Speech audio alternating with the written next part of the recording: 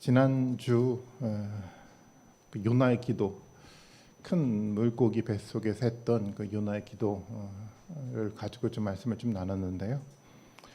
사실은 그 큰 물고기 뱃속에 있었던 요나를 생각해 봤지만 사실 잘 모르겠어요. 요나의 어떤 그 절박함, 요나가 가지고 있었던 두려움, 설명은 할 수 있긴 있겠는데 도대체 요나가 과연 어떤 절박함과 어떤 두려움이 있었을까라는 것이 잘 상상이 되지 않더라고요. 사실은 같은 상황이 아니면 그것을 같이 공감하고 같이 그것을 이해하는 것이 쉽지 않은 것 같아요. 사실은 요나는 그 수월의 뱃속에서 어떤 지옥의 문턱에서 자신의 모습을 보면서 가졌던 그 절박감과 그 두려움을 가지고 있었잖아요. 한번 지난 삶들을 돌아다 보니까 요나의 삶을 이해하지 못하는 이유 중에 하나가 제 스스로 지옥의 문턱이라는 것을 참 많이 묵상하지 않고 생각하지 않았다는 생각이 좀 들었어요. 사실은 뭐 저도 마찬가지긴 하지만 우리가 하나님 나라 천국에 대한 이야기, 뭐 그 나라에 대한 소망 많은 이야기를 하죠. 굉장히 중요하고 그것이 강조점이라고 생각하지만 또 그에 비해서 우리가 지옥에 대한 생각을 많이 하지 않았다는 생각을 많이 하게 됐어요. 지옥의 문 앞에 섰던 나 자신의 어떤 모습을 잘 들여다보지 못하니까 요나의 기도가 뭔지는 알겠지만 참 느껴지지 않았다라는 생각을 갖게 됐습니다. 어쩌면 성경에서 하나님 나라에 대한 강조점을 가지고 이야기를 하긴 하지만 또 지옥 또한 우리가 진지하게 묵상해야 될 부분이라고 생각을 해요. 어쩌면 신앙생활을 오래 하다 보면 천국에 대한 생각은 많이 하지만 지옥에 대한 생각을 별로 하지 않게 되는 것 같아요. 저도 이렇게 지난 시간 한번 되돌아보니까 지옥을 해서 생각을 하지 않았던 것 같아요. 내가 뭐 지옥에 갈 일이 있을까? 나는 뭐 지옥과는 관계가 없는 사람이야 라고 생각을 해보니까 지옥에 대한 묵상을 거의 해보지 않았던 것 같아요. 아마 저뿐만 아니라 이스라엘 백성들도 그러지 않았을까요? 오랫동안 선민의식을 가지고 있었던 이스라엘 백성들, 당연히 하나님의 선택된 백성으로 살아가기 때문에 그들에게 하나님으로 버림받는다는 사실을 인정하는 게 쉽지 않았겠죠. 그들이 지옥의 문턱 앞에서 있다는 사실을 들여다보고 아마 묵상하기가 쉽지 않았을 것 같아요. 그래서 지옥에 대해서 너무 무감각하게 살아오다 보니까 이런 절박함과 두려움이 도대체 뭔지에 대한 이해를 우리가 하기 쉽지 않았다는 생각을 많이 하게 됩니다. 전에 꽤 오래되긴 했어요. 한 10년도 더 된 것 같긴 한데 한번 그 영국 교회에서 이렇게 주최하는 그 수련회를 아마 참석한 적이 있었어요. 제 기억으로 한 2박 3일 정도의 수련회였던 것 같은데 주제가 천국과 지옥이었었어요. 수련을 하면서 뭐 거기는 주로 강의를 많이 하니까 강의를 하면서 이런 얘기를 하더라고요. 우리가 지옥에 대해서 진지하게 생각해 봐야 됩니다라는 이야기를 하면서 이야기를 진행을 해 나갔어요. 사실은 서구 사회도 오랫동안 기독교 사회로 만들어 가다 보니까 지옥에 대한 생각을 많이 하질 않아요. 지옥에 대한 얘기를 하지 않죠. 그들의 관심 속에 지옥이라는 단어가 사실 존재하지 않고 교회도 지옥에 대한 이야기를 하지 않은 지 굉장히 오래됐어요. 그 상황 가운데 담대하게 이 목사님은 그런 얘기를 하면서 외치더라고요. 우리는 지옥을 묵상하고 기억해야 됩니다라고 이야기를 하더라고요. 많이 공감이 좀 됐어요. 사실 우리가 하나님의 백성으로 살아가기는 하지만 하나님 나라에 대한 소망을 가지고 살아가지만 지옥의 문턱 앞에선 우리 자신의 모습을 기억하고 묵상하는 것은 굉장히 중요하다고 생각해요. 요나가 경험하고 있는 것처럼 이 지옥의 문턱 앞에서 경험하고 있는 이 두려움과 절박함의 의미가 무엇인지를 알아가는 것은 굉장히 중요합니다. 왜냐하면 이 두려움과 절박함 속에서 요나는 뭐를 기억해냈냐면 성전을 기억해냈거든요. 우리도 마찬가지죠. 이 두려움과 절박함이 우리 가운데 있을 때 비로소 우리 마음속에 누구를 기억해냅니까?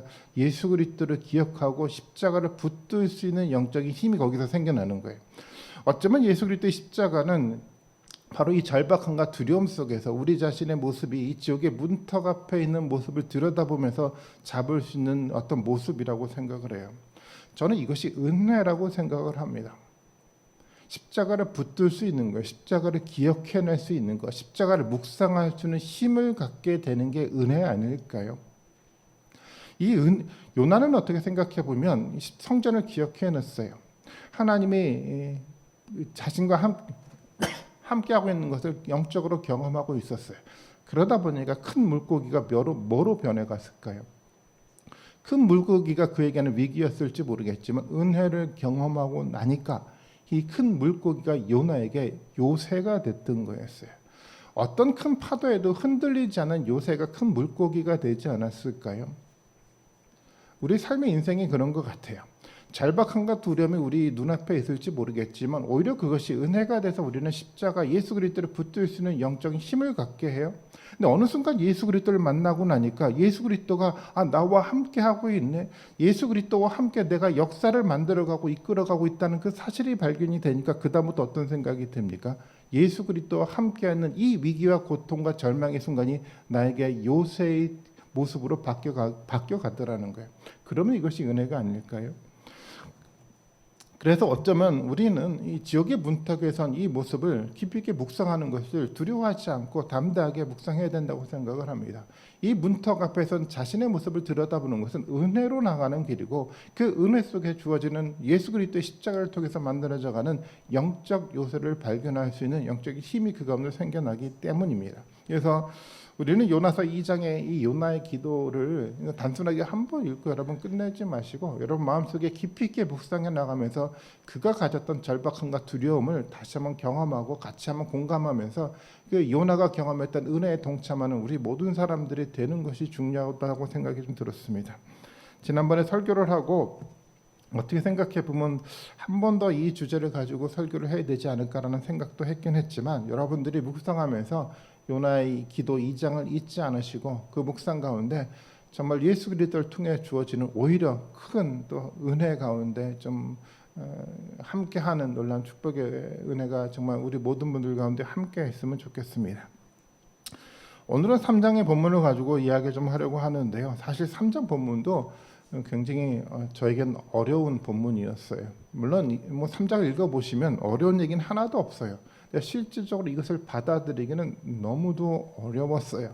사실 2장에 나오는 큰 물고기라는 사실도 받아들이기 쉽지 않았죠. 이것도 큰 산처럼 느껴졌는데 3장에 들어오면은 더 큰 산이 우리에게 보여집니다. 사실은 이해가 되지 않아요. 사실 3장의 이야기는 납득이 되지 않아요. 많은 의구심이 생겨나더라고요. 저는 많은 의구심을 갖는 거예요. 의심을 자꾸만 갖는 것은 굉장히 중요한 탐구의 자세라고 생각을 해요.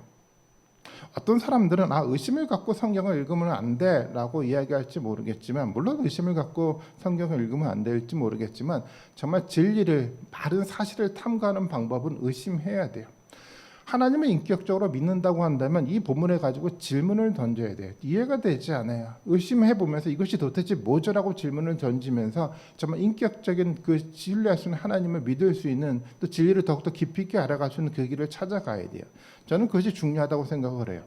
사실 오늘 3장의 본문을 읽어가면 크게 두 가지 의구심이 생겨나더라고요. 저는 개인적으로.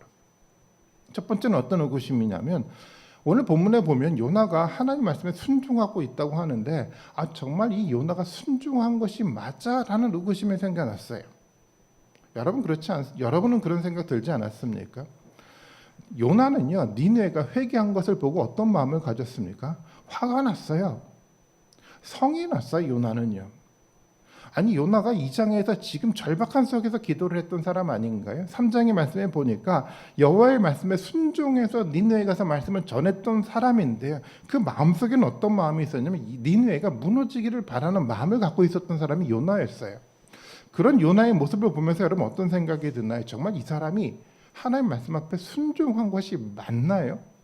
2장에서 절박함 속에서 회개 기도를 했는데 과연 이 선지자 요나가 정말 회개한 것이 맞을까요? 여러분 의구심이 생겨나지 않습니까? 여러분 어떻습니까? 두 번째 니느웨 회개에 대한 이야기를 읽어도 의구심이 생겨날 수밖에 없어요. 니느웨 오늘 본문의 이야기를 읽어보니까 니느웨 사람들이 높은 사람이건 낮은 사람이건 모두가 회개를 했대요. 이것뿐만 아니라 이 소식을 들은 왕조차도 어떻게 했다고 합니까?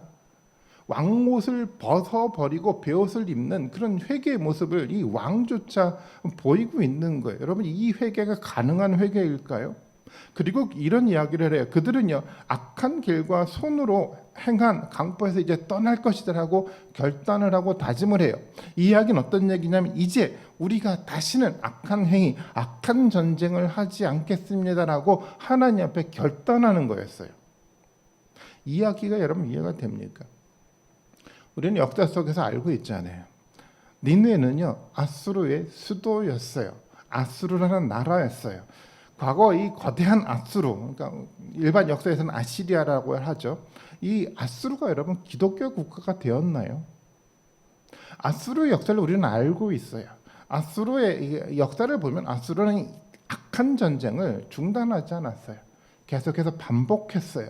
그 반복 때문에 결국 나중에 이스라엘도 이 아수르에게 멸망당하지 않습니까?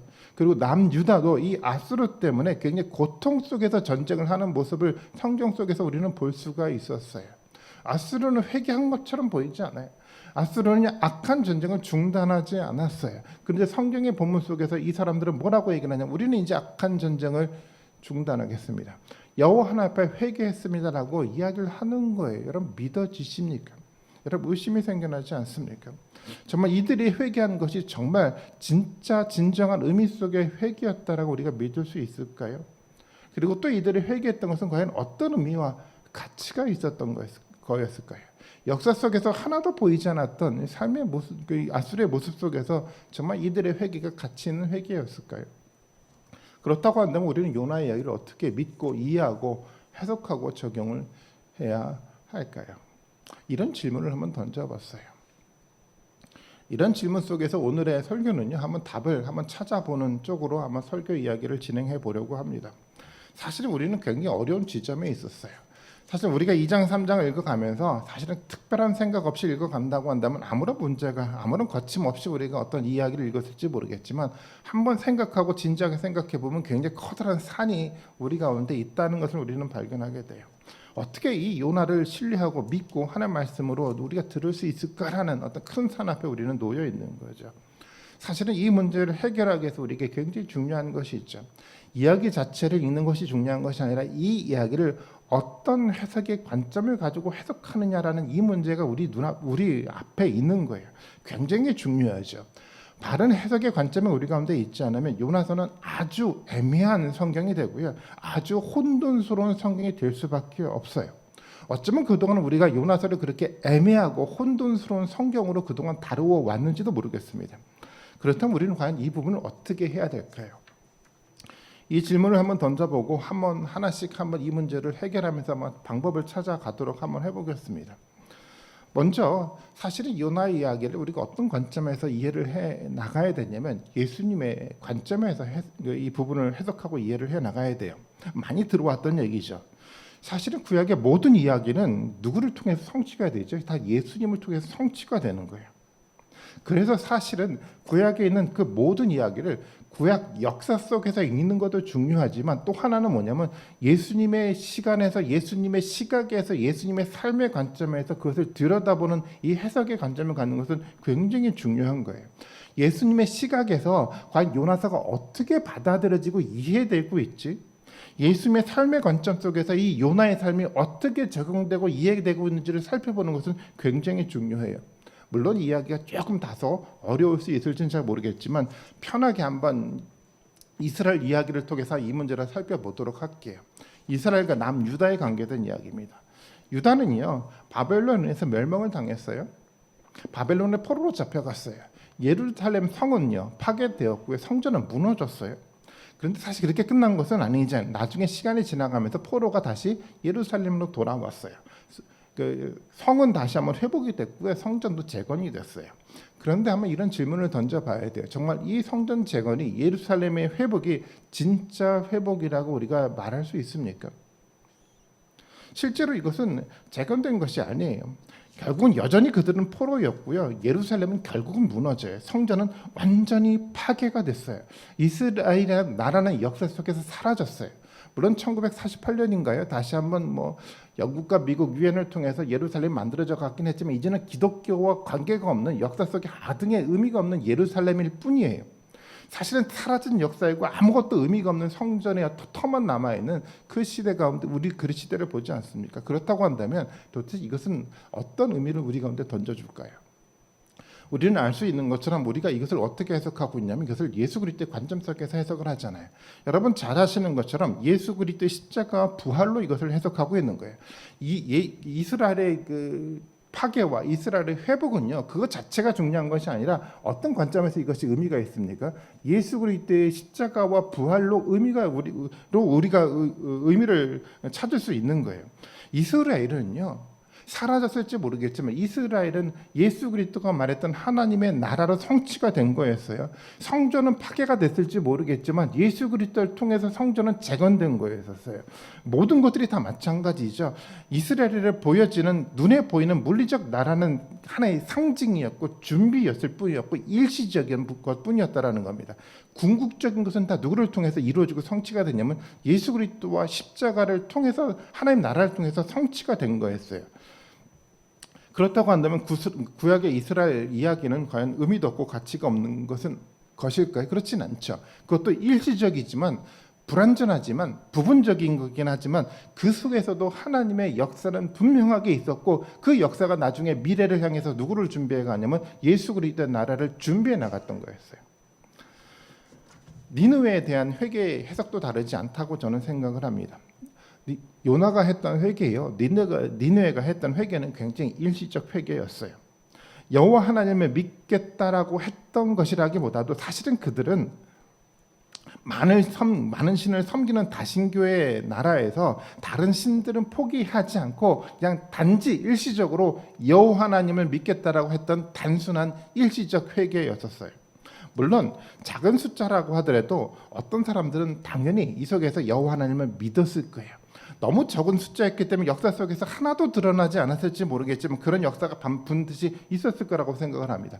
그렇지만 이 국가적으로 본다고 한다면 아무런 티가 나지 않은 불완전한 회개였을지 모르겠지만 그럼에도 이 회개는 실제였고 회개는 하나님의 실제 역사였었습니다. 그리고 이것이 중요한 것은 뭐냐면 이것은 미래의 일을 보여주는 하나의 상징과도 같았어요. 미래의 일을 보여주기 위한 하나님의 사역이었다라는 겁니다. 그렇기 때문에 우리는 이 이야기를 단순하게 니느웨 회개에 대한 이야기로만 이해하고 그치는 것이 아니라 미래에 어떻게 이 작은 상징과 같은 이 역사가 어떻게 미래간데 위대하게 일어났는지를 볼 줄 아는 1세기 시대에 있었던 그 예수 그리스도의 삶의 역사 속에서 들여다볼 필요가 있는 거죠. 우리는 2021년을 살아가니까 그 역사를 봤잖아요. 요나 시대 사람들은 보지 못했을지 모르겠지만 우리는 이미 봤어요. 어디를 통해서 봤습니까? 사도행전을 통해서 보지 않았습니까? 사도 바울이 이방 민족에게 복음을 전했더니 어떤 일이 일어났죠?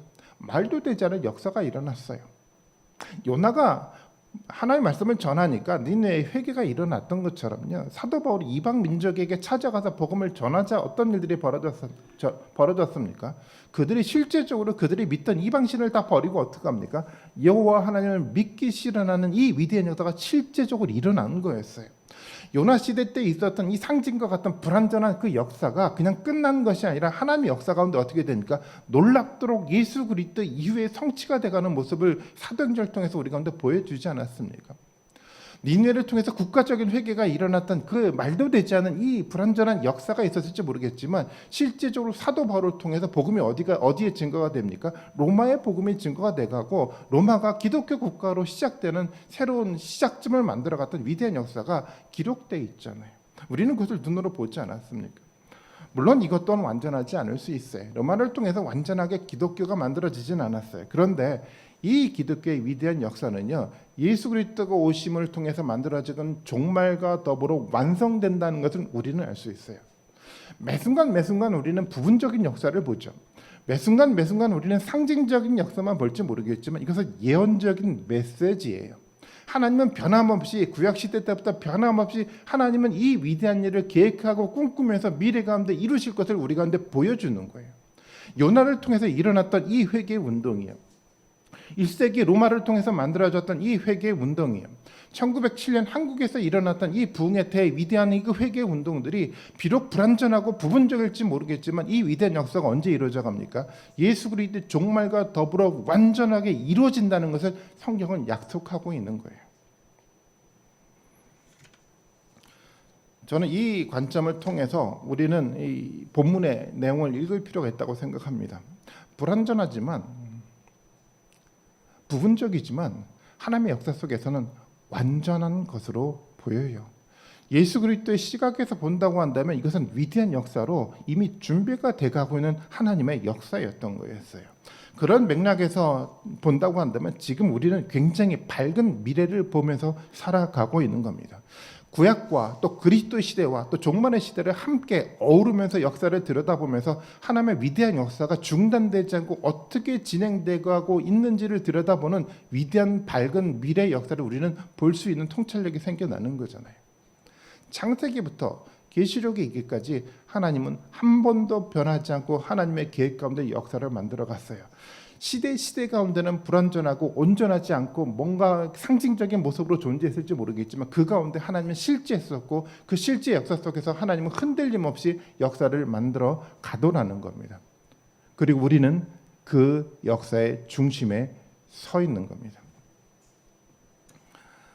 니느웨 회개가 기독교 국가로 가기 위한 과정도 아니었고 그들의 회개가 일시적이었지만 하나님 나라의 관점 속에서는 굉장히 의미 있는 사건이었어요.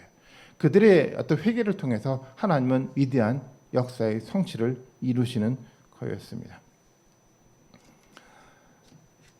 어떻게 생각해 보면 하나님의 마음도 잘 알지 못하는 선지자 요나가 본문 속에 등장을 했잖아요. 포악한 니느웨가 만들어가는 역사에 있었어요. 아니 말도 되지 않은 사람 요나, 정말 이상한 나라 니느웨.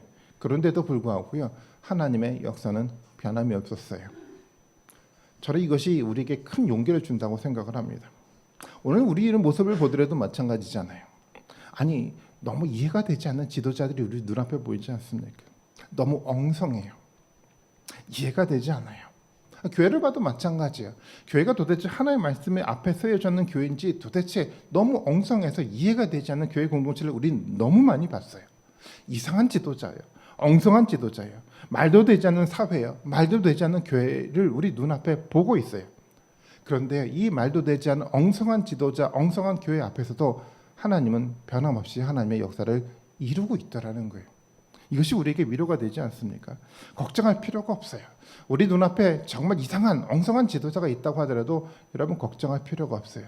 이곳 가운데 부분적이지만 불완전하지만 하나님의 역사가 조금씩 일어나고 있다고 한다면 그 하나님의 역사를 이루어가고 있다는 확신과 믿음 속에서 우리는 살아가면 되는 거예요. 우리의 역할은 그렇다고 생각을 해요. 우리의 역할은 엉성한 사람들, 엉성한 공동체 속에서 우리의 생각을 두는 것이 아니라 그 역사를 이끌어가고 있는 정말 신실한 하나님 앞에 우리의 삶을 드리면 돼요. 그래서 저는 요나가 자신의 몸을 바다에 던지는 것처럼 때때로는 하나님이란 그 섭리의 위대한 바다 속에 우리의 몸을 과감하게 던질 줄 아는 결단과 용기도 필요하다고 생각을 합니다. 하나님이 지키실 거예요. 큰 물고기를 예배하고 준비하셨던 것처럼 우리의 몸을 던지는 그 모습 앞에 하나님 우리에게 큰 준비의 모습을 보일 거라고 믿습니다. 이 위대한 역사 가운데 우리는 중요한 두 가지 사실을 발견하게 돼 요나의 모습과 니느웨의 모습이죠. 요나가 순종을 했대요. 앞서 말씀드렸던 것처럼 요나의 순종은 너무 이상한 순종이었어요. 요나서 3장 3절의 말씀 봐볼까요? 한번 3장 3절의 말씀을 다시 한번 읽어보도록 하겠습니다. 시작. 요나가 여호와의 말씀대로 일어나서 니느웨로 가니라. 니느웨는 사흘 동안 걸을 만큼 하나님 앞에 큰 성읍이더라. 한번 볼까요? 요나의 모습을 여러분 한번 보세요. 여호와의 말씀대로 일어났어요. 두 번째, 여호와의 말씀이 요나에게 임했는데요. 요나는 그 말씀에 따라서 순종하고 갔대요.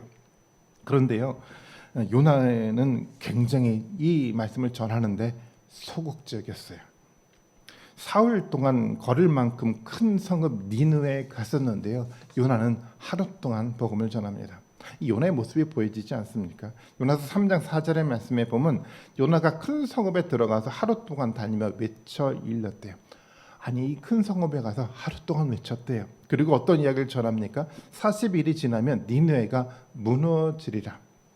요나의 이야기는 이겁니다. 너네 40일이 지나면 너네 성이 무너질 거야. 요나의 마음속에 어떤 기대가 있었을까요?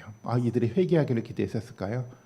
아마도 요나는 그들이 성이 무너지기를 기대했을 거예요. 요나는 회개하라는 적극적인 메시지도 보내지 않았어요. 너네 정말 이렇게 무너지니까 너네 회개해야 돼. 이게 요나의 포인트가 아니었어요. 너네 무너져야 돼. 이런 포인트 속에서 요나는 굉장히 소극적 태도로 이야기를 해나가고 있었어요. 이러한 요나의 모습 속에 여러분 순종이 보입니까? 억지로 하는 그 요나의 행동을 보면서 여러분 요나의 마음속에 진실함이 여러분 보여집니까? 그럼에도 불구하고 성경은 뭐라고 표현하죠? 요나가 하나님의 말씀대로 순종하면서 말씀을 전했다라고 성경은 표현하고 있어요. 우리가 알아야 하는 것은 이것이라고 생각해요. 이러한 순종도 하나님 앞에 하는 순종이라는 겁니다. 어떻게 생각해 보면 순종은 이렇게 시작되지 않을까요? 우리 마음에는 없어요. 하고 싶지 않아요. 그럼에도 불구하고 억지로 하나님의 말씀이기 때문에 하는 이 순종으로부터 순종이 시작되지 않을까요? 어떤 사람들은 이렇게 생각할지 모르겠어요. 이런 요나의 순종을 보면서 이건 가식의 순종 아닌가라고 생각할지 모르겠어요. 그런데 가식이라는 것은요, 사람들에게 자신을 숨기고 거짓을 보이는 태도를 말하는 거잖아요. 근데 요나는요, 사실은 자신의 마음을 숨기지 않았어요. 자신의 마음을 숨기지 않았으니까 요나가 이런 이야기를 사람들에게 하지 않았을까요? 자신의 솔직한 모습을 다 드러내고 있는 요나의 모습이 보이지 않습니까? 이것은 가식의 순종이 아닌 거예요. 숨기고 싶어 하지 않았어요. 억지로는 자신의 모습을 숨기지 않고 그냥 그대로 드러내는 거였어요. 이것은 가식이 아닌 거예요. 요나는 하고 싶지 않았어요. 억지로 했었습니다. 그럼에도 불구하고 그는 하나님의 말씀이기 때문에 지금 순종하기로 결단했던 거였어요. 이것이 진정한 순종 아니겠습니까? 우리도 그렇잖아요. 우리도 마음이 없는 하나님의 말씀이 좀 있지 않습니까? 하기 싫어요. 억지로 하지 않으면 할 수 없어요. 그럼에도 불구하고 우리가 어떻게 합니까? 그래도 그냥 순종하잖아요. 왜 순종하죠? 하나님의 말씀이기 때문에요. 때때로 예배하고 싶지 않나요? 예배 나가고 싶지 않아요. 그럼에도 불구하고 억지로라도 우리는 어떻게 합니까? 예배를 드리고 있잖아요. 사람 사랑하고 싶지 않나요? 억지로 하고 싶지 않아요. 그럼에도 불구하고 우리가 어떻게 합니까? 그냥 마음 추스리면서 그래도 하려고 노력하고 있잖아요. 왜 그렇습니까? 우리 마음 가운데 누가 계시니까? 하나님이 계시니까. 마음이 없지만 억지로 하지만 그래도 그것도 뭐죠? 하나님 앞에 순종하는 모습이에요. 완전하지 않지만 불완전하지만 하나님 그것을 순종으로 받아들이고 그 순종과 더불어 하나님의 위대한 역사를 만들어가는 거예요. 그런 순종을 하나님은 기뻐하시는 거예요. 때때로 쉽지 않지만 마음에 들지 않지만 억지로 하지만 그래도 억지로 이 예배 공간 가운데 앉아있지만 그것을 하나님은 기뻐하시고 계세요. 그리고 그것과 함부로 하나님은 위대한 역사를 준비하고 지금도 만들어가고 계신 거예요. 사실 우리에게 어떤 문제가 있다고 한다면 억지로 순종하는 것이 우리에게 문제가 아니라 어쩌면 회의적인 태도를 가지고 아무것도 하지 않는 것이 문제예요. 부족해도 괜찮아요. 마음이 많이 있지 않다고 해도 괜찮아요. 그럼에도 불구하고 하나님 앞에 결단하고 순종할 때 하나님은 기뻐하시고 그것을 받아 주신다라는 겁니다. 단지 여러분 숨지만 여러분 마십시오. 단지 여러분 도망만 하지 마십시오. 부족해도 괜찮아요. 있는 모습 그대로를 가지고 억지의 마음이라고 하더라도 하나님 앞에 섰을 때 하나님은 기뻐하시는 거예요. 부족한 상태 속에서 우리는 만나는 거예요. 교회라는 공동체가 그렇지 않습니까? 완전한 사람은 존재하지 않아요. 사람들을 보면서 이 정도밖에 되지 않아? 맞아, 이 정도밖에 우리는 되지 않아요. 요나의 모습을 통해서 우리는 봤잖아요. 지옥의 문턱에선 우리 자신의 모습을 보면요, 맞아요. 우리는 이 정도밖에 되지 않은 정말 부족한 많은 사람이에요. 교회라는 공동체는요, 말도 되지 않은 이 정도밖에 되지 않은 그 부족한 사람들이 모여서 예배하는 공동체가 하나님이 기뻐하시는 교회 공동체인 거예요. 이 정도밖에 되지 않아도 괜찮아요. 그냥 있는 모습 그대로를 인정하고 드러내놓고 하나님 앞에 나오면 돼요. 그리고 예수 그리스도의 십자가를 의지하면 되는 겁니다. 완전한 사랑이요, 완전한 사람이요, 그것은요 예수 그리스도 종말과 함께 오는 세상인 거예요. 이 세상에 그런 모습이 우리 가운데 존재하지 않아요. 부족한 가운데 서로를 인정하고 같이 보듬으면서 만들어가는 것이 바로 신앙생활이고 바로 하나님의 교회 공동체인 겁니다. 그리고 그 모습을 하나님은 혼돈스럽지 않게 기쁜 모습으로 받아주시는 거예요. 저는 그래서 우리 예배도 하나님 지금 기뻐 받아주신다라고 믿고 있어요. 부족했지만 불완전하지만 우리의 모습을 지난 한 주간 살펴보면서 정말 하나님 앞에 바르게 살지 못했어요 라고 고백했지만 그럼에도 불구하고 하나님은 이 시간을 기뻐 받아주시는 겁니다. 그리고 그 기뻐하시는 마음 때문에 하나님 우리와 더불어 하나님의 위대한 역사를 지금도 준비하고 이루어 가고 계신 거예요. 니느웨도 마찬가지죠. 요나도 성의 없는 메시지를 전했을지 모르겠지만 이 니느웨도 회개한 사건을 보면 이해가 되지 않았어요. 그들이 금식하고 베옷을 입기 시작을 했다고 해요. 근데 사실은 그들은 이 금식하고 베옷을 입었다라는 것은 정말 여호와 하나님의 방식대로 회개하는 모습을 보이는 거예요.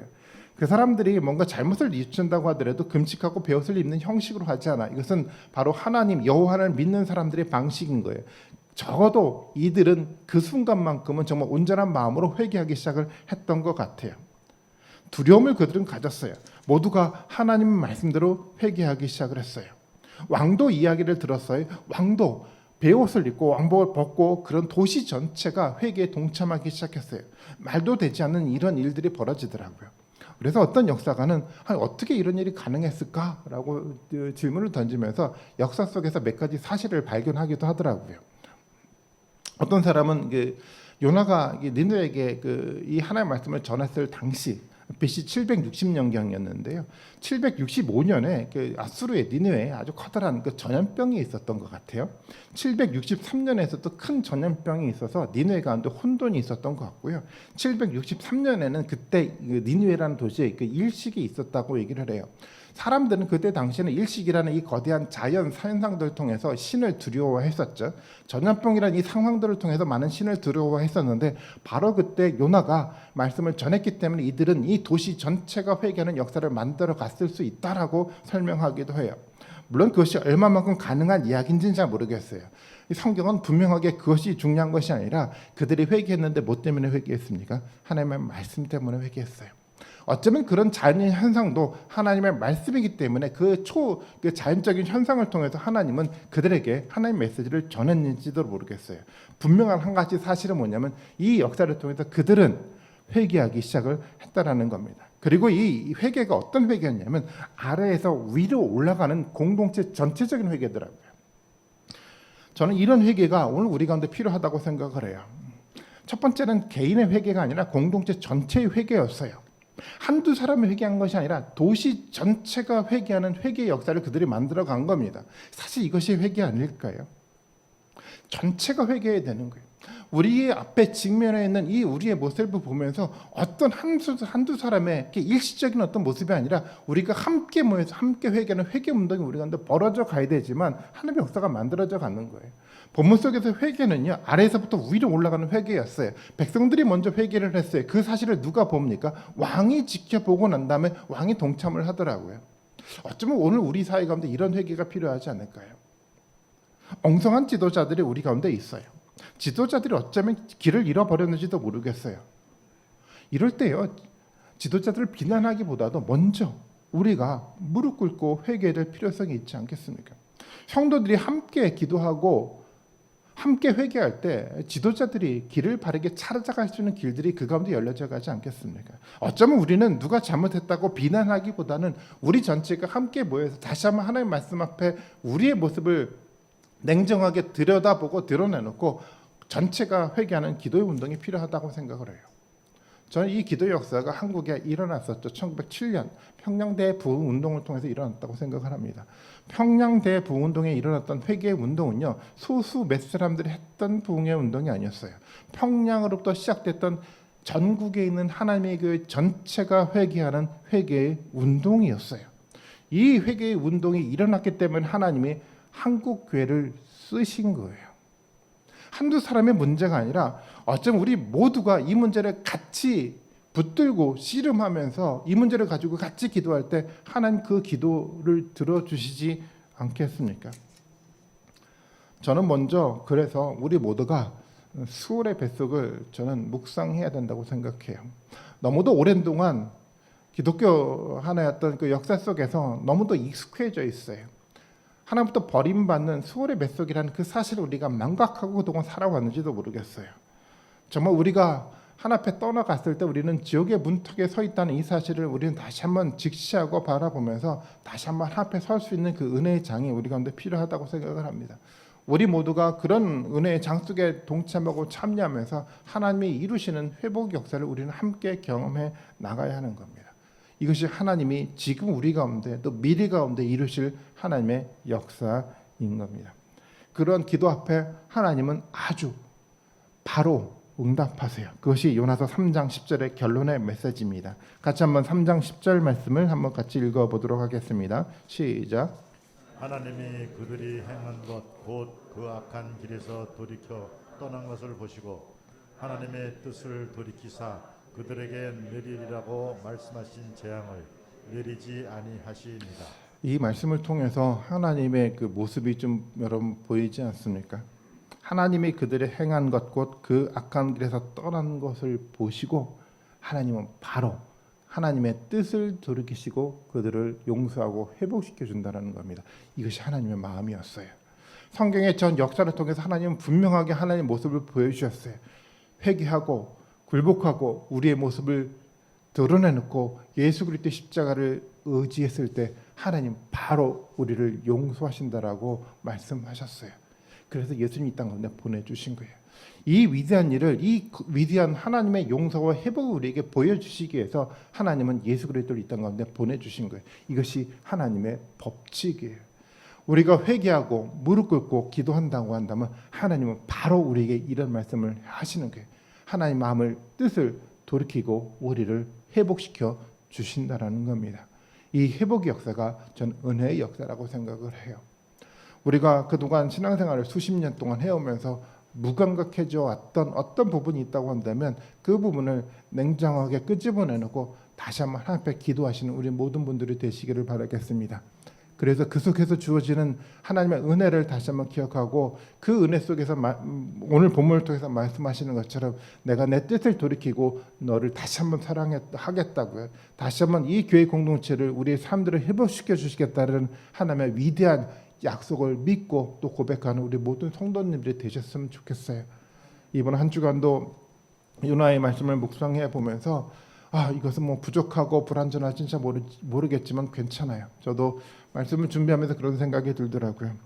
너무도 부족함이 많았는데 근데 위로가 되더라고요. 부족해도 괜찮더라고요.